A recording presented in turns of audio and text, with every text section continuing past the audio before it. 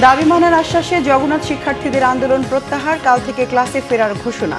দ্বিতীয় ক্যাম্পাস নির্মাণের প্রক্রিয়া শুরুর সিদ্ধান্ত। সাম্য হত্যার বিচার দাবিতে ৪৮ ঘন্টার আলটিমেটাম ছাত্র দলের। সোহরাওয়ার্দী উদ্যানকে ঢেলে সাজানোর পরিকল্পনা ঢাকা বিশ্ববিদ্যালয় প্রশাসনের। ঐক্যমত্যের ভিত্তিতে জাতীয় সরকার গঠন করে ৩১ দফা বাস্তবায়ন করা হবে। সরকারের উচিত দ্রুত নির্বাচন দেয়া, বলেছেন বিএনপি নেতারা। সঠিক পথে আছে বাংলাদেশ, ইকোনমিস্টকে বলেছেন ডক্টর ইউনূস। হাসিনার ১৬ বছর শাসন আমলে ভূমিকম্পে কেঁপেছে দেশ।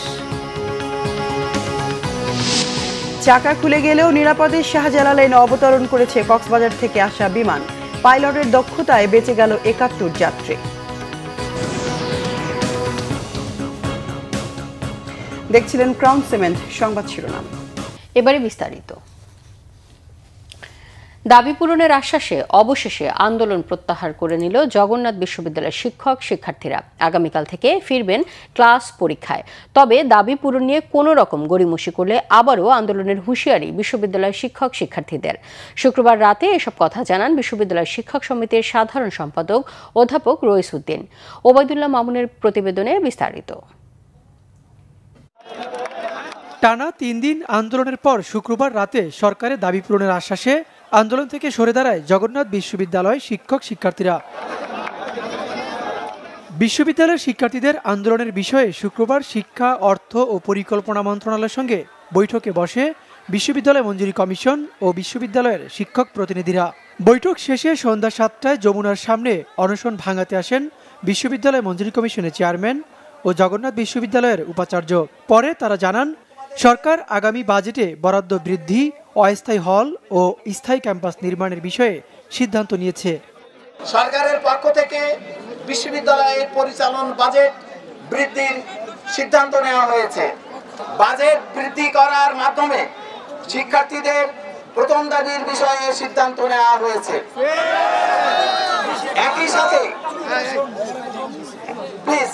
একই সাথে আবাসন সংকট নিরসনে আমাদের শিক্ষার্থীদের প্রয়োজন বিবেচনা করে খুব দ্রুত অস্থায়ী হল নির্মাণের কাজ শুরু করা হবে বলে সিদ্ধান্ত নেওয়া হয়েছে। আপনারা ধৈর্য ধরেন, আপনারা আর এখানে থেকে আমি বললাম ইউনিভার্সিটি গ্রাউন্ডস কমিশন এবং জগন্নাথ বিশ্ববিদ্যালয় একটা পরিবারের অংশ, সেভাবেই আমরা কাজ করব। সবকিছু রেসপন্সিবিলিটি ইউনিভার্সিটি গ্রাউন্ডস কমিশনের তরফ থেকে আমি এবং আমার সম্মানীয় সদস্য গ্রহণ করছি।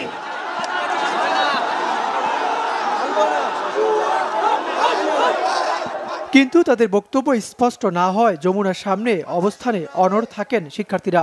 এ সময় তারা বিভিন্ন স্লোগান দেন। পরে বিশ্ববিদ্যালয় শিক্ষক সমিতি ও ছাত্র প্রতিনিধিদের পক্ষে কথা বলেন শিক্ষক নেতা অধ্যাপক রইস উদ্দিন। বলেন, সরকার প্রত্যেকটি দাবি মেনে নিয়েছে। এ সময় তিনি আন্দোলন প্রত্যাহারের ঘোষণা দেন। এই অর্জনে আমরা সবাই সন্তুষ্ট। আমরা আজকের এই মঞ্চ থেকে দ্ব্যর্থহীন কণ্ঠে আরেকটি ঘোষণা দিতে চাই, কোনো প্রকারের কোনো গড়িমসি এবং নয়সয় এবং আন্দোলনের পরিভাষায় বুজুম বাজুম এইটা যদি পরিদৃষ্ট হয়, আমরা ইনশাআল্লাহ যে অভিজ্ঞতা অর্জন করেছি আমরা ঘরে বসে থাকবো না। আবাসন সংকট দূরীকরণ, আসন্ন বাজেটে কোনো ধরনের কাটছাট না করে পূর্ণাঙ্গ বাজেট বাস্তবায়ন ও দ্রুত সময়ের মধ্যে হল নির্মাণ সহ ৩ দফা দাবিতে প্রধান উপদেষ্টার বাসভবনের সামনে গত বুধবার থেকে আন্দোলন করে আসছেন জগন্নাথ বিশ্ববিদ্যালয়ের শিক্ষক শিক্ষার্থীরা। ওবায়দুল্লাহ মামুন, বাংলা ভিশন, ঢাকা। ঢাকা বিশ্ববিদ্যালয়ের ছাত্র ও ছাত্রদল নেতা শাহরিয়ার আলম সাম্য হত্যার বিচারের দাবিতে শাহবাগ থানা ঘেরাও করেছে শিক্ষার্থীরা। ৪৮ ঘন্টার মধ্যে জড়িতদের গ্রেফতার না করা হলে রবিবার সকালে আবারও থানা ঘেরাওয়ের কর্মসূচি ঘোষণা করেছে তারা। সাম্য হত্যার ঘটনায় এখনও কোনো দৃশ্যমান অগ্রগতি দেখা যায়নি বলে অভিযোগ শিক্ষার্থীদের। এ সময় তারা সোহরাওয়ার্দী উদ্যানকে মাদক মুক্ত করার ও ঢাকা বিশ্ববিদ্যালয় ক্যাম্পাসের নিরাপত্তা নিশ্চিত করার দাবি জানান। সাম্য হত্যাকাণ্ডের ঘটনায় শিক্ষার্থীদের দাবির সঙ্গে একাত্মতা ঘোষণা করেছেন বিশ্ববিদ্যালয়ের শিক্ষকরাও। থানা থেকে বের হয়ে ঢাকা বিশ্ববিদ্যালয়ের শিক্ষক অধ্যাপক মোহাম্মদ আলী জিন্না বলেন, ৪৮ ঘন্টার মধ্যে অপরাধীদের গ্রেফতার করতে হবে।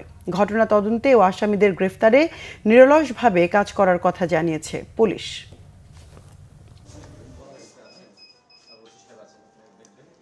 4-5 জায়গায় অপারেশন চালিয়ে 3 জনকে আমরা অ্যারেস্ট করেছি। তারপরও আমরা সিসিটিভি ফুটেজ কিছু কালেক্ট করেছি এবং আমাদের যে প্রযুক্তিগত যে বিষয়টা আছে সেটাও আমরা কিন্তু কালেক্ট করছি, অ্যানালাইসিস করতেছি। আমরা আশাবাদী যে দ্রুত সময়ের মধ্যে এই আসামিদের আসল যারা এর সাথেও জড়িত যারা আছে তাদেরকে আমরা দ্রুত ধরে ফেলতে পারবো। 48 ঘন্টার মধ্যেই তারা অগ্রগতি জানাতে পারবেন। আর না হলে আমরা আবারও আমাদের শিক্ষার্থী সহ আমাদের সকল অন্যান্য শিক্ষক সহ আমরা শাহবাগ থানার কর্মকর্তাদের কাছে এসে বারংবার আমরা এই অগ্রগতি জানতে চাইব। 48 ঘন্টার মধ্যে যদি কোনো দৃশ্যমান পদক্ষেপ যে স্টেপ করে হত্যা করেছে তাকে যদি গ্রেপ্তার করা না হয় তবে আমরা শাহবাগ থানায় আবার অবস্থান নেব এবং যদি দেখি সেই অবস্থানে কোনো কার্যকর হচ্ছে না, তাদের মাথা ব্যথা হচ্ছে না, তবে এরপরে এর চেয়েও বড় জায়গায় এর চেয়ে বড় প্রতিষ্ঠানে আমরা যে অবস্থান কর্মসূচি এবং কঠোর অবস্থান কর্মসূচি নিব। এদিকে ছাত্রদল নেতা সাম্য হত্যার ঘটনায় নিন্দা জানিয়ে উদ্ভূত পরিস্থিতিতে সোহরাওয়ার্দী উদ্যানকে ঢেলে সাজানোর পরিকল্পনা করেছে ঢাকা বিশ্ববিদ্যালয় প্রশাসন। বিশ্ববিদ্যালয়ের সংলগ্ন সোহরাওয়ার্দী উদ্যান এলাকায় পর্যাপ্ত সিসিটিভি এবং লাইটের ব্যবস্থা করা অতি দ্রুততার ভিত্তিতে এবং এই উচ্ছেদ কার্যক্রম এবং ঢাকা বিশ্ববিদ্যালয়ের সোহরাওয়ার্দী উদ্যানে এলাকায় বিভিন্ন ধরনের অবৈধ কার্যকলাপ বন্ধ করবার জন্য একটি পরিবীক্ষণ কমিটি গঠন করবার ব্যাপারে একটি নীতিগত সিদ্ধান্ত নেওয়া হয়েছে। রমনা পার্কের আদলে সোহরাওয়ার্দী উদ্যানকে একটি দৃষ্টিনন্দন পার্ক হিসেবে তৈরি করবার জন্য বিভিন্ন ধরনের পরিকল্পনা রয়েছে এবং দীর্ঘমেয়াদে এই পরিকল্পনাটি বাস্তবায়ন করে রমনা পার্কের আদলে সোহরাওয়ার্দী উদ্যানকে গড়ে তোলবার ব্যাপারে নীতিগত সিদ্ধান্ত হয়েছে। জাতীয় ঐক্যমত্য কমিশনে বিএনপির চেয়ে ভালো সংস্কার প্রস্তাব আর কোনো রাজনৈতিক দল দেয়নি, এমন দাবি বিএনপির স্থায়ী কমিটির সদস্য নজরুল ইসলাম খানের। সকালে জাতীয় প্রেস ক্লাবে লেবার পার্টির এক আলোচনা সভায় তিনি এমন দাবি করেন। বলেন, সংস্কার একটি দীর্ঘ প্রক্রিয়া, রাজনৈতিক দল ছাড়া সংস্কার করা সম্ভব নয়। তিনি আরও বলেন, জুন জুলাইয়ের মধ্যে সব সংস্কার প্রস্তাব নির্ধারণ করা হলে ডিসেম্বরের মধ্যে নির্বাচন সম্ভব। দেশে জনগণের নির্বাচিত সরকার দরকার। নজরুল ইসলাম খান বলেন, বাংলাদেশের এই পরিস্থিতিতে কেউ কারো প্রতিদ্বন্দ্বী নয়। দীর্ঘ লড়াইয়ের পর অন্তর্বর্তী সরকারকে বসানো হয়েছে। হাজার হাজার গুম খুনের পর জুলাই আন্দোলনের মাধ্যমে ফ্যাসিস্ট সরকারকে সরানো হয়েছে। সাধারণ মানুষের মধ্যে গণতন্ত্র প্রতিষ্ঠার যে আকাঙ্ক্ষা ছিল সেটা প্রতিষ্ঠিত হয়েছে। এই সরকারের উচিত দ্রুত নির্বাচন দিয়ে রাজনৈতিক দলের কাছে দায়িত্ব বুঝিয়ে দেয়া। এই সংস্কার প্রস্তাব উত্থাপনের সময় আমরা বলেছিলাম যে রাষ্ট্রের কল্যাণে, জনগণের কল্যাণে যদি কারো এর চেয়ে ভালো কোনো প্রস্তাব থাকে আমরা সেই প্রস্তাব সাদরে গ্রহণ করব। কাজে নতুন কোনো প্রস্তাব তো আমাদের এই প্রস্তাবের বিরুদ্ধে না, পরিপূরক। কাজে সংস্কারের বিষয়ে বিএনপির চেয়ে অগ্রণী ভূমিকা বাংলাদেশের আর কোনো রাজনৈতিক দল, আর কোনো শক্তি উপস্থাপন করে নাই। এদিকে বিএনপি স্থায়ী কমিটির সদস্য সালাউদ্দিন আহমেদ বলেছেন, সবার আগে দরকার ফ্যাসিবাদ বিরোধী শক্তিকে ঐক্যবদ্ধ হয়ে নতুন বাংলাদেশ গড়ে তোলা।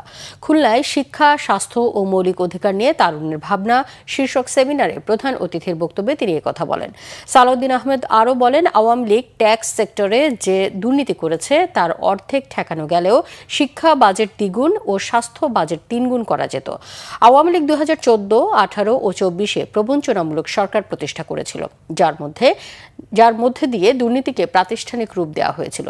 এর মুক্তির জন্য অনেক মানুষকে জীবন দিতে হয়েছে। খুলনা প্রেস ক্লাবের ব্যাংকুয়েট হলে যুবদল, স্বেচ্ছাসেবক দল ও ছাত্র দলের উদ্যোগে এই সেমিনার হয়।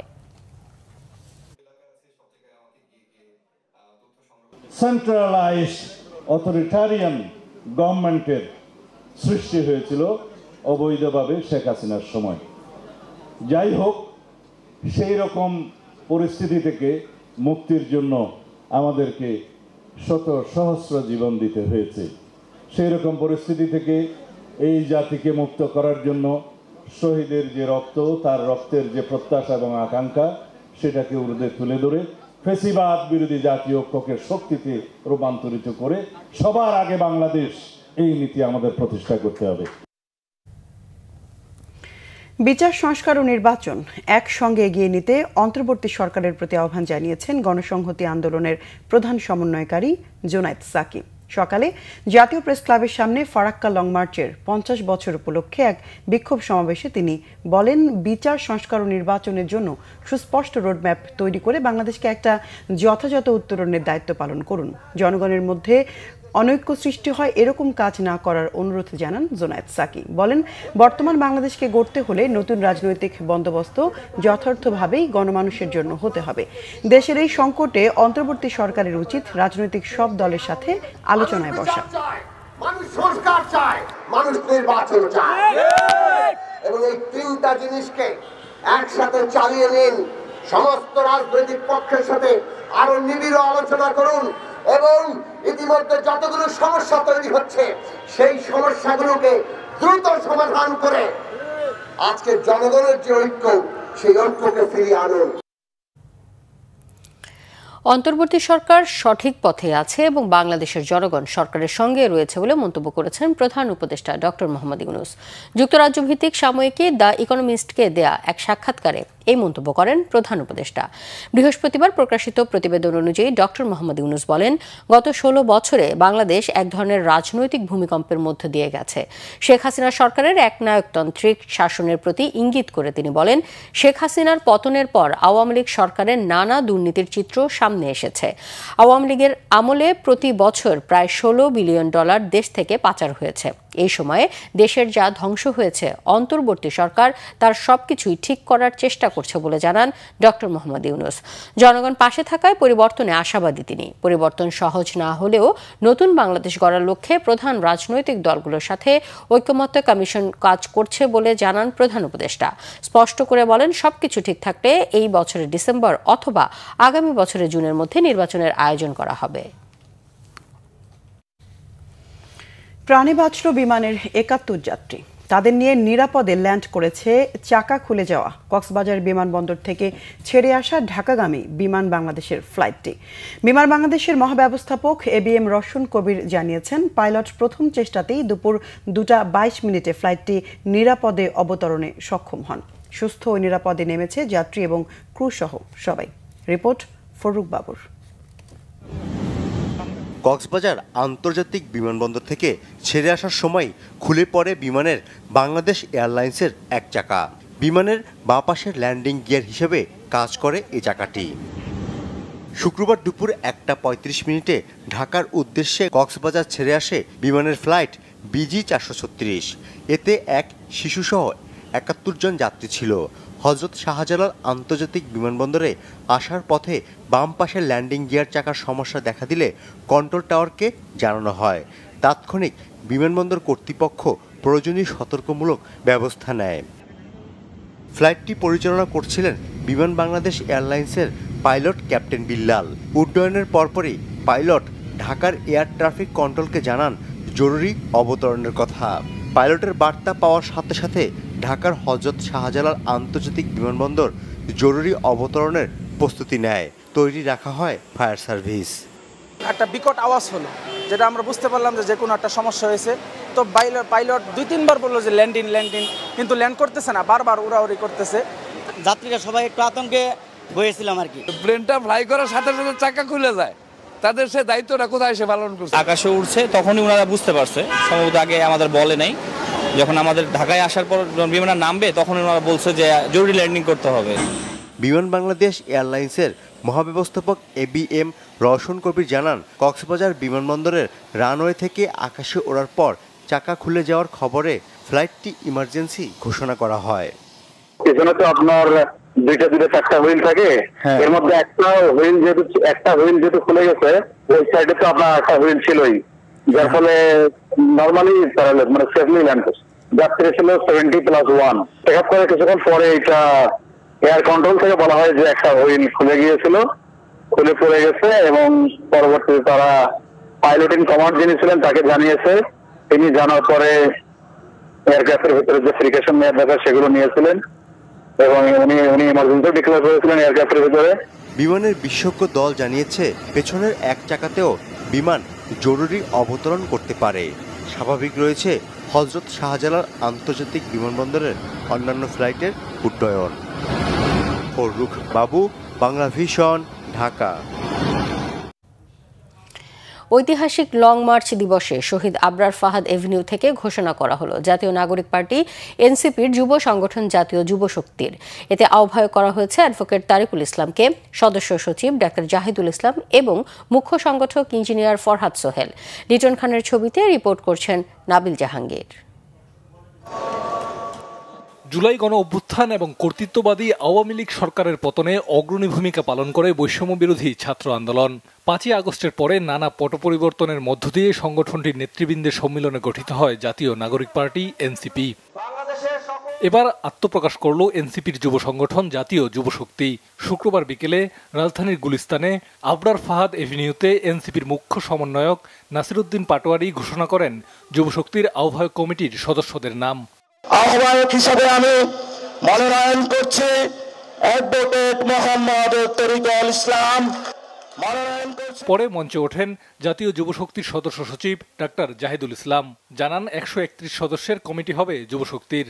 আমাদের এই পূর্ণাঙ্গ কমিটিটি হচ্ছে 131 সদস্য বিশিষ্ট কমিটি, যেখানে বাংলাদেশের 64টা ডিস্ট্রিক্ট এবং আমাদের গুরুত্বপূর্ণ সিটি এবং গুরুত্বপূর্ণ জেলাকে প্রায়োরিটি দিয়ে এই পূর্ণাঙ্গ কমিটি আমরা একটা পাবলিকেশনের মাধ্যমে এবং আমাদের সোশ্যাল মিডিয়ার মাধ্যমে আপনাদের সবাইকে জানিয়ে দিব। সংগঠনটির আহ্বায়ক অ্যাডভোকেট তরিকুল ইসলাম বলেন, গতানুগতিক রাজনীতির বাইরে এসে সামাজিক ও দেশের সমৃদ্ধির জন্য কাজ করবে যুব শক্তি। বহুরূপী চ্যালেঞ্জ আমাদের সামনে রয়েছে। চাকরির সংকট, উদ্যোক্তার পথে বাধা, প্রযুক্তিহীন শিক্ষা, মাদকের ভয়াবহ বিস্তার এবং অন্তঃসারশূন্য বাজার নির্ভর সংস্কৃতি তরুণদের বিপথে ঠেলে দিচ্ছে। এ সময় মানবিক করিডোর বিষয়ে রাজনৈতিক দলগুলোর সাথে আলাপ আলোচনা করে সিদ্ধান্ত নিতে হবে বলে অন্তর্বর্তী সরকারকে হুঁশিয়ার করেন এনসিপির সদস্য সচিব আক্তার হোসেন। মানবিক করিডোরের প্রয়োজন আছে কিনা, সেই করিডোরের নিয়ন্ত্রণ কাদের কাছে থাকবে, সেই করিডোর দিয়ে কি পারাপার হবে, প্রত্যেকটা বিষয়ে রাজনৈতিক দলগুলোর সঙ্গে আলাপ আলোচনা করে তারপরে সিদ্ধান্ত গ্রহণ করতে হবে। নতুন রাজনৈতিক বন্দোবস্তে জাতীয় যুব শক্তি দেশের জনসাধারণের কল্যাণে কাজ করবে বলেও আশা প্রকাশ করেন জাতীয় নাগরিক পার্টির নেতারা।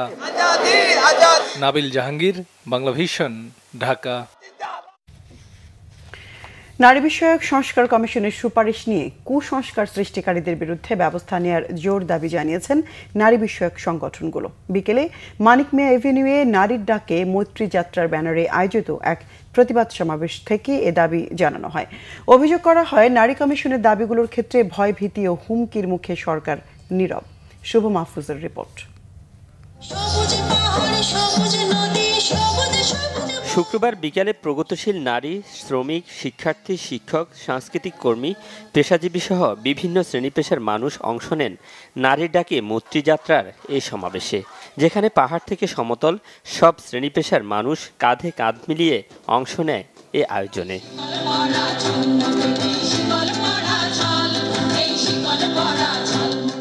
বিভিন্ন সঙ্গীত, প্রতীকী প্রতিবাদের মাধ্যমে শুরু হয় সমাবেশের আনুষ্ঠানিকতা। গানে গানে, কখনো আবার নাচে কিংবা কবিতার ভাষায় নিজেদের অধিকারের কথা স্মরণ করিয়ে দেয় অংশগ্রহণকারীরা।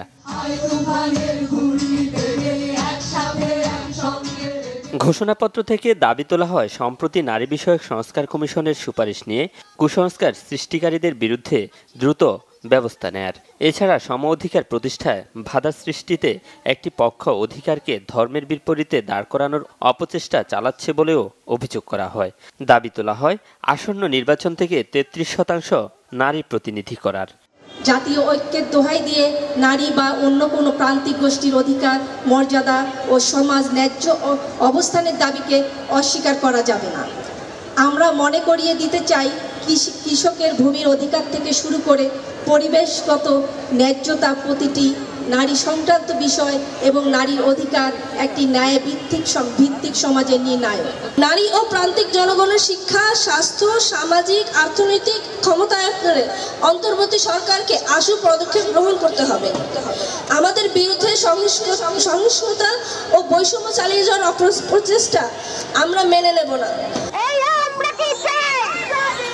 সমাবেশ শেষে বিভিন্ন ব্যানার, ফেস্টুন হাতে প্রতিবাদী শোভাযাত্রা নিয়ে মানিক মিয়া এভিনিউ থেকে ইন্দিরা রোড প্রদক্ষিণ করে অংশগ্রহণকারীরা। শুভ মাহফুজ, বাংলা ভিশন, ঢাকা। ফারাক্কা বাঁধ বাংলাদেশের জন্য মরণ ফাঁদ, এই বিষয়ে জাতিকে ঐক্যবদ্ধ হওয়ার আহ্বান জানিয়েছেন বিএনপি স্থায়ী কমিটির সদস্য ডক্টর আব্দুল মঈন খান। ঐতিহাসিক ফারাক্কা দিবস উপলক্ষে কেন্দ্রীয় শহীদ মিনারে আয়োজিত সমাবেশে তিনি কথা বলেন। সমাবেশে বিভিন্ন রাজনৈতিক দলের নেতারা বক্তব্য রাখেন। মাওলানা ভাসানীর ফারাক্কা অভিমুখে লং মার্চ যেই দাবিতে করেছিলেন, আজকের বাস্তবতায় তা খুবই গুরুত্বপূর্ণ বলে মনে করেন বক্তারা। ডক্টর মঈন খান বলেন, দেশের সার্বভৌমত্ব রক্ষায় সকলকে ঐক্যবদ্ধ থাকতে হবে। সার্বভৌমত্ব হুমকিতে পড়ে এমন কোনো পদক্ষেপ না নিতে সরকারের প্রতি আহ্বান জানান তিনি। সমাবেশে অন্য আলোচকরা বলেন, করিডোরের নামে বাংলাদেশের ভূখণ্ড অন্য কারো হাতে তুলে দেওয়ার অধিকার কারো নেই।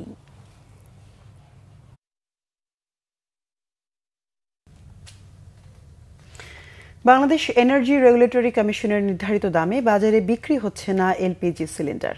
বিআরসির নিষ্ক্রিয়তার কারণেই দফায় দফায় বাড়ছে এলপিজির দাম, অভিযোগ জ্বালানি বিশেষজ্ঞদের। এলপিজির দাম নিয়ন্ত্রণ বিআরসির কাজ নয় দাবি করে সংস্থাটির চেয়ারম্যান দায় চাপিয়েছেন পুলিশ প্রশাসন ও ভোক্তা অধিকারের উপর। পরিবেশকরা বলছেন, বিআরসির নির্ধারিত দামের চেয়ে বেশি দামে কেনার কারণেই খোলা বাজারে বাড়ছে এলপিজির দাম। ওবায়দুল্লাহ মামুনের প্রতিবেদন। বাংলাদেশে গ্যাসের দাম নির্ধারণকারী সংস্থা Bangladesh energy regulatory commission BERC সবশেষ গত 4 মে ভোক্তা পর্যায়ে বেসরকারি খাতে 12 কেজি এলপিজি সিলিন্ডারের দাম নির্ধারণ করা হয় 1431 টাকা, কিন্তু বাজারে তা 100 থেকে 150 টাকায় বেশি দিয়ে বিক্রি হচ্ছে। অন্যদিকে সরকারি খাতে 12 কেজি সিলিন্ডারের দাম নির্ধারণ করা হয়েছে 784 টাকা, পরিবহন খরচ সহ 825 টাকা, যা 4 মের আগে দাম ছিল 690 টাকা, কিন্তু ভোক্তা পর্যায়ে তা মিলছে না। বাজারে সরকারি দামে এলপিজি না পাওয়ার বড় অভিযোগ পরিবেশকদের বিরুদ্ধে, কিন্তু তারা বলছেন বাজারে এলপিজি বিক্রির 27টি প্রতিষ্ঠান রয়েছে। এসব প্রতিষ্ঠান সরকার নির্ধারিত দাম বা নিয়মনীতির তোয়াক্কা করছেন না, ফলে সরকারি দামের চেয়ে সিলিন্ডার প্রতি পরিবেশকদের 60 থেকে 70 টাকা বেশিতে কিনতে হচ্ছে। খোলা বাজারে গিয়ে বাড়ছে 100 থেকে 150 টাকা। এগুলা বাংলাদেশের সুনামধন্য একটা কোম্পানিও ফলো করে না। ফলো না করার কারণে যেই রুল রেগুলেশন মেনে বিআরসি প্রাইস কোট করে, সেই কোর্টে কোম্পানিরা আমাদেরকে প্রোডাক্টটা দেয় না। এটার জন্য আমরা কোম্পানিতে বারবার বিআরসিতে কোম্পানির বিরুদ্ধে আমরা সঠিক তথ্য উপাত্ত তুলে ধরছি বিআরসিতে। বিআরসি এই বিষয়ে কোনো পদক্ষেপ নেয় নাই। খুচরা বাজার মনিটর বা নিয়ন্ত্রণে নিজেদের কোনো টিম নেই মন্তব্য করে বাংলাদেশ এনার্জি রেগুলেটরি কমিশন বলছে, জেলা প্রশাসনের ভ্রাম্যমাণ আদালতের উপর নির্ভর করছে বিইআরসি। খুচরা বাজারে তো বিইআরসি নিজস্ব কোনো লোকবল বা জনবল নাই এটা মনিটর করার জন্য। তো আমরা নির্ভর করি এ বিষয়ে জেলা প্রশাসনের উপরে এবং জেলা পুলিশ প্রশাসনের উপর। জ্বালানি বিশেষজ্ঞরা বলছেন, এলপিজি মূল্য বৃদ্ধির নিয়ন্ত্রণে লোকবল দরকার নেই। রেগুলেটরি কমিশন চাইলেই অসাধু ব্যবসায়ীদের বিরুদ্ধে ব্যবস্থা নিতে পারেন। বিআরসি যে মূল্য নির্ধারণ করে দিচ্ছে সেইটা লাইসেন্সিরা মানছে কি মানছে না তাও নিয়ন্ত্রণ করার একক এখতিয়ার বিআরসি। এত ক্ষমতা বিআরসিকে দেওয়া হয়েছে, কিন্তু বিআরসি সে ক্ষমতা প্রয়োগ করে এই যে এলপিজির দাম বেশি নিয়ে ভোক্তাদের লুণ্ঠন করা হচ্ছে, সেই লুণ্ঠন সুরক্ষা দেওয়ার ব্যাপারে বিআরসি নিষ্ক্রিয়। অতিরিক্ত মূল্য বৃদ্ধির কারণে প্রতিষ্ঠানটি এ পর্যন্ত কোনো পরিবেশকের বিরুদ্ধে ব্যবস্থা নেয়নি energy regulatory commission. Obaidullah Mamun, Bangla vision, Dhaka. ব্রাহ্মণবাড়িয়ার বিজয়নগর সীমান্ত দিয়ে ভারতীয় 750 নাগরিককে অবৈধভাবে বাংলাদেশে পুশ ইনের আশঙ্কায় বর্ডারে সতর্কতা বাড়িয়েছে বিজিবি। মধ্যরাত থেকে সীমান্তে টহল জোরদার করেছে বিজিবি। এছাড়া স্থানীয় বাসিন্দারাও বিজিবির সঙ্গে পাহারা দিচ্ছেন সীমান্ত এলাকায়। বিজিবির সদস্যরা জানায়, বিজয়নগর উপজেলায় সিঙ্গারবিল ইউনিয়নের নলঘরিয়া ও নোয়াবাদী সীমান্ত দিয়ে 750 জনকে অবৈধভাবে বাংলাদেশে পুশ ইনের জন্য আগরতলা সীমান্তে জড়ো করেছে ভারতীয় সীমান্তরক্ষী বাহিনী বিএসএফ। গতকাল মধ্যরাতে এমন তথ্য পায় বিজিবি সদস্যরা। এই নিয়ে সীমান্ত উত্তেজনা দেখা দেয়। পরে পুশ ইনের বিষয়টি নিয়ে স্থানীয় বাসিন্দাদের সতর্ক করে বিজিবি। এর প্রেক্ষিতে এলাকায় মাইকিং করা হলে গ্রামবাসীরা লাঠি সোটা নিয়ে একত্রিত হন সীমান্তে। পাশাপাশি টহল জোরদার করে বিজিবি। বর্তমানে সীমান্ত পরিস্থিতি শান্ত রয়েছে। এছাড়া সীমান্ত দিয়ে যেন মাদক সহ ভারতীয় পণ্য চোরাচালান না হয় সে বিষয়ে সচেষ্ট রয়েছে বলে জানায় বিজিবি সদস্যরা। রাঙ্গামাটি জেলা শহরের সার্ভার স্টেশন এলাকায় শেখ মুজিবুর রহমানের ভাস্কর্য ভেঙেছে ফ্যাসিবাদ বিরোধী ছাত্র জনতা। জুলাই বিপ্লবের ৮ মাস পর এই ভাস্কর্য ভাঙা হলো। বিকেলে ভেদভেদি বাজার থেকে বিক্ষোভ মিছিল নিয়ে সার্ভার স্টেশনের সামনে ফ্যাসিবাদ বিরোধী ছাত্র জনতার ব্যানারে অবস্থান নেয় বিক্ষুব্ধরা। পরে সন্ধ্যা থেকে ভাস্কর্য ভাঙতে শুরু করে তারা। লোহার রড, হাতুড়ি ও ড্রিল মেশিন দিয়ে ভাঙা হয় বিশাল এ ভাস্কর্য। এর আগে ভাস্কর্য অপসারণ চেয়ে ৪৮ ঘন্টার আলটিমেটাম দিয়েছিলেন সংগঠনটির সদস্যরা। প্রশাসনের কোনো প্রতিক্রিয়া না পেয়ে আন্দোলনকারীরাই ভাঙতে শুরু করে ভাস্কর্য। কোরবানির ঈদ সামনে রেখে চড়েছে মশলার বাজার। কেজিতে ৫০০ থেকে ৮০০ টাকা বেড়ে এলাচ বিক্রি হচ্ছে ৪ থেকে ৫,০০০ টাকা পর্যন্ত। কমেছে চাল, সবজি, মুরগি সহ বেশ কিছু পণ্যের দাম। মাছের দামও বেড়েছে। স্থিতিশীল রয়েছে চিনি, তেল, ডালের মতো পণ্যের দর। আরও বিস্তারিত জানাচ্ছেন মামুন আব্দুল্লাহ। সপ্তাহ তিনেক পরেই মুসলমানদের সবচেয়ে বড় ধর্মীয় উৎসব কোরবানির ঈদ। প্রতি বছরই কোরবানির ঈদকে সামনে রেখে আগে ভাগেই বাড়ে মশলার দাম। এবারও তার ব্যতিক্রম নয়। তবে গত বছরের তুলনায় তা কিছুটা কম বলে জানালেন বিক্রেতারা। এলাচের দাম কেজিতে ৮০০ টাকা পর্যন্ত বাড়লেও অন্যান্য মশলার দাম নাগালের মধ্যে আছে বলে দাবি তাদের। কোরবানির মশলার চাহিদা বেশি থাকে, তো ওই তুলনায় দাম গেছেবারের তুলনায় এবারকার দাম স্থিতিশীল আছে। জিরার দাম গেছেবার ছিল জিরা ৮০০-৯০০ টাকা, এবারকার ৬৫০ থেকে ৭০০ টাকা। গেছেবার যে লবঙ্গ ছিল ১৫00-১৬০০, এবারকার ১৩৫০ থেকে ১৪০০। গোলমরিচ ১২০০। এলাচির দামটা একটু বেশি, ৩,৩৫০ টাকা এলাচি, এবারকার ৪,৮০০, ৫,০০০ এলাচির দাম বাড়ছে। দারচিনি ৫২০ টাকা। যদি মশলা সরবরাহ আরও বাড়ে, দাম কমার সম্ভাবনা আছে আরও। স্বস্তি মিলতে শুরু করেছে চালের বাজারে। মিনিকেট মানভেদে ১০ থেকে ১২ টাকা কমে বিক্রি হচ্ছে ৭০ থেকে ৭৪ টাকা, যার প্রভাব পড়েছে আটাশ চালের দামেও। বেশিরভাগ সবজির দামও কমেছে কেজিতে ১৫ থেকে ২০ টাকা পর্যন্ত। মিনিকেট গত এক মাসের মধ্যে ব্যবধানে এখন পার কেজিতে ১০ থেকে ১২ টাকা চাল কেজি প্রতি কমছে। তবে আশাবাদী আমরা সামনের দিকে আরও কমার চিন্তা ভাবনা আছে। বেগুনের কেজি বিক্রি করছে ৮০ থেকে ১০০ টাকা, এখন বেগুনের কেজি ৫০ টাকা কেজি। ভেন্ডি বিক্রি করছি ৪০ থেকে ৫০ টাকা, এখন ভেন্ডির কেজি ২০ থেকে ৩০ টাকা। নিত্য প্রয়োজনীয় জিনিসের দাম অনেক কমে। সরকার যদি প্রত্যেকটা জিনিসে মনিটরিং করে তাহলে সেক্ষেত্রে আমাদের মধ্যবিত্তদের জন্য খুব সুবিধা হবে। সবচেয়ে বড় কথা এখন সিন্ডিকেট নাই, তো যার জন্য সুবিধা আছে। যেমন চিনি আগে ১৪০ টাকা ৫০ টাকা ছিল, পেঁয়াজ ছিল ১০০ টাকা, সেই পেঁয়াজগুলোর দামও কমে গেছে, চিনির দামও কমে গেছে। ঊর্ধ্বমুখী মাছের বাজার। কেজিতে কমপক্ষে ৫০ টাকা বেড়েছে বিভিন্ন ধরনের দেশি ও চাষের মাছের দাম। গত সপ্তাহ থেকে এই সপ্তাহে কেজিতে সব মাছ ৫০ টাকা বাড়ছে। আবার কেন মাছ আমদানি নাই, তো বৃষ্টিপাত হয়েছে, মাছ ধরা পড়ে কম, এই জন্য। যে মাছের দাম, এই মাছ সম্ভব না এতটা দেখি না খাওয়া। উজি কম, কিমগান কম। কমেছে মুরগির দাম। ১০ টাকা কমে ব্রয়লার কেজিতে ১৬০ টাকা এবং সোনালী মুরগি বিক্রি হচ্ছে ২৬০ টাকায়। তবে ডিমের দাম কিছুটা বেড়েছে। মামুন আব্দুল্লাহ, বাংলা ভিশন, ঢাকা। আকারে বড় ও সুস্বাদু হওয়ায় সোনারগাঁয়ের লিচুর চাহিদা দেশ জুড়ে। এবার ফলনও হয়েছে ভালো, যাচ্ছে বিদেশেও। সোনারগাঁও থেকে আলামিনের রিপোর্ট। সোনারগাঁওয়ের প্রতিটি বাড়ির আঙিনা, পুকুর পাড় ও বাগানে সারি সারি লিচু গাছ। থোকায় থোকায় ঝুলছে লাল টুকটুকি লিচু। কদমি, মুজাফফরপুরি, চায়না তিন, এলাচি ও পাতি লিচুর চাষ হয়েছে এই উপজেলায়। পাখি, কাক ও বাদুড়ের হাত থেকে লিচু রক্ষায় বাগানে বাগানে বসেছে পাহারা। বৈদ্যুতিক বাতি, টিনের বাজনা বাজিয়ে উচ্চ শব্দে বাদুড় ও কাক ঠেকাচ্ছেন লিচু চাষিরা। বাজারে এসেছে পাতি, কদমি ও বোম্বাই লিচু। কদমি লিচু আকারে বড় ও সুস্বাদু হওয়ায় এর কদর বেশি। দেশের বিভিন্ন জেলার পাইকাররা এখান থেকে লিচু নিয়ে যাচ্ছেন ঢাকার বাদামতলী সহ বিভিন্ন বাজারে। লিচুর মানও ভালো, খাওয়াও ভালো হবে, ইনশাল্লাহ ফলনও ভালো। আমরা আশা করি ইনশাল্লাহ লাভবান সবাই হবে। এটা হচ্ছে গিয়া আপনার কদমি লিচু, চায়না থ্রি আছে, বোম্বাই আছে, পাতি লিচু আছে, বেদেনা আছে, আপনার লিচু অনেক রকমের। এখানে কেনার জন্য এসে পড়েছি, নিজে হাতে পেরে খাওয়ার জন্য। এটা খেতে খুবই সুস্বাদু। আমরা সবাই মিলে আসলাম, নিজ হাতে পেরে খেলাম, ভালো লাগবে। এবছর ২৮২টি বাগানে ১১০ একর জায়গা জুড়ে লিচুর চাষ করা হয়েছে। এবার সোনারগাঁও উপজেলায় প্রায় ৬ থেকে ৭ কোটি টাকার একটি বাজার তৈরি হবে বলে আমরা আশা করতেছি। আমরা কৃষি বিভাগ থেকে সর্বোচ্চ পরামর্শ এবং সহযোগিতা দেওয়ার চেষ্টা করছি এবং ভবিষ্যতে যেন এটা আরো বাড়ানো যায়, এই জন্য আমরা চেষ্টা করে যাচ্ছি। লিচু চাষের সফলতায় দিন দিন নতুন করে বাগান তৈরিতে ঝুঁকছে সোনারগাঁও এলাকার মানুষ। Bangla vision news desk. আরও কিছু খবর নিয়ে রয়েছে একটি ডেস্ক রিপোর্ট। মৎস্য ও প্রাণী সম্পদ উপদেষ্টা ফরিদ আক্তার বলেছেন, ভারতের ফারাক্কা বাঁধের কারণে বরেন্দ্র অঞ্চল কারবালায় পরিণত হয়েছে। ঐতিহাসিক ফারাক্কা লং মার্চের ৪৯তম বর্ষপূর্তি উপলক্ষে রাজশাহীতে আয়োজিত র্যালি ও আলোচনা সভায় অংশগ্রহণের আগে সাংবাদিকদের তিনি কথা বলেন।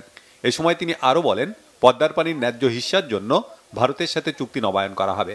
প্রয়োজনে আন্তর্জাতিক আদালতে যাবে বাংলাদেশ।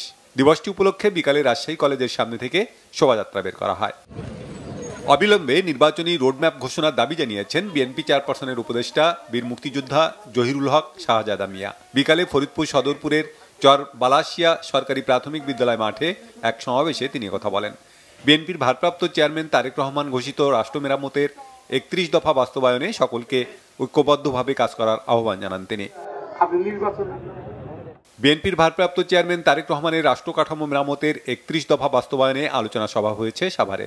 বিরুলিয়া ইউনিয়ন যুবদলের আয়োজনে সভায় প্রধান অতিথি ছিলেন সাভার থানা যুবদলের সাবেক সাধারণ সম্পাদক হাজী শহীদুল ইসলাম। সভাপতিত্ব করেন সাভার থানা যুবদলের সাবেক সাংগঠনিক সম্পাদক মঞ্জু মোল্লা এবং সকলকেই গণ অধিকার পরিষদের সভাপতি নুরুল হক নূর বলেছেন, জুলাই অভ্যুত্থানকে কতিপয় গোষ্ঠী তাদের ধান্দাবাজির হাতিয়ারে পরিণত করতে চায়। বিকালে নরসিংদী পৌর ঈদগাহে গণ অধিকার পরিষদ নরসিংদী জেলা শাখার আয়োজনে এক গণসমাবেশে প্রধান অতিথির বক্তব্যে তিনি কথা বলেন। নূর বলেন, জুলাই বিপ্লব দেশের সকল শ্রেণী পেশার মানুষের লড়াই সংগ্রামের ফসল। আগামীতে আল আরাফা ইসলামী ব্যাংকের টাউন হল মিটিং অনুষ্ঠিত হয়েছে বগুড়ায়। উদ্বোধন করেন ব্যাংকের ব্যবস্থাপনা পরিচালক মোহাম্মদ রাফাতুল্লাহ খান। এ সময় তিনি বলেন, টাউন হল মিটিং পারস্পরিক সংযোগ, অগ্রগতি পর্যালোচনা ও ভবিষ্যতের করণীয় নির্ধারণে একটি গুরুত্বপূর্ণ প্ল্যাটফর্ম। ব্যাংকের উপব্যবস্থাপনা পরিচালক মোহাম্মদ আবদুল্লাহ আল মামুন এবং মোহাম্মদ আসাদুজ্জামান ভুইয়া সহ অন্য ঊর্ধ্বতন কর্মকর্তারা এতে উপস্থিত ছিলেন। ব্যাংকের বগুড়া জোনের 25টি শাখার ব্যবস্থাপক ও কর্মকর্তারা এতে অংশ নেন। কক্সবাজারের টেকনাফে 30 কোটি টাকার মাদকদ্রব্য ধ্বংস করেছে কোস্টগার্ড। চলতি বছরের 27 ফেব্রুয়ারি থেকে 16 এপ্রিল পর্যন্ত 1.5 মাসের অভিযানে এসব মাদক জব্দ করা হয়। কোস্টগার্ড টেকনাফ জোনের কার্যালয় মাঠে জুডিশিয়াল ম্যাজিস্ট্রেট সহ বিভিন্ন দপ্তরের কর্মকর্তাদের উপস্থিতিতে এসব মাদকদ্রব্য ধ্বংস করা হয়। কোস্টগার্ড টেকনাফ স্টেশনের CO lieutenant commander Salauddin Rashid Tanvir জানান, মিয়ানমারে চলমান সংঘাতে নানানভাবে সীমান্ত পেরিয়ে চোরাই পথে আসে মাদক। Bangla vision news desk. আমরা সংবাদ শেষ করার আগে ক্রাউন সিমেন্ট শিরোনামগুলো আরো একবার। দাবি মানার আশ্বাসে জগন্নাথ শিক্ষার্থীদের আন্দোলন প্রত্যাহার, কাল থেকে ক্লাসে ফেরার ঘোষণা, দ্বিতীয় ক্যাম্পাস নির্মাণের প্রক্রিয়া শুরুর সিদ্ধান্ত। সাম্য হত্যার বিচার দাবিতে 48 ঘন্টার আলটিমেটাম ছাত্রদলের, সোহরাওয়ার্দী উদ্যানকে ঢেলে সাজানোর পরিকল্পনা ঢাকা বিশ্ববিদ্যালয় প্রশাসনের। ঐকমত্যের ভিত্তিতে জাতীয় সরকার গঠন করে 31 দফা বাস্তবায়ন করা হবে, সরকারের উচিত দ্রুত নির্বাচন দেয়া, বলেছেন বিএনপি নেতারা। সঠিক পথেই আছে বাংলাদেশ, ইকোনমিস্টকে বলেছেন ডক্টর ইউনূস। হাসিনার 16 বছর শাসনামলে ভূমিকম্পে কেঁপেছে দেশ। চাকা খুলে গেলেও নিরাপদে শাহজালালে অবতরণ করেছে কক্সবাজার থেকে আসা বিমান, পাইলটের দক্ষতায় বেঁচে গেল 71 যাত্রী। এ ছিল এখনকার মতো, পরের সংবাদ রাত 1টায় দেখার আমন্ত্রণ রইল। এছাড়া বাংলা ভিশন সংবাদ ও সংবাদ সংশ্লিষ্ট অনুষ্ঠান দেখতে ভিজিট করুন www.bvnews24.com ও facebook.com/banglavisionnews এবং সাবস্ক্রাইব করুন youtube.com/banglavisionnews। এতক্ষণ সঙ্গে থাকার ধন্যবাদ সবাইকে। শুভরাত্রি।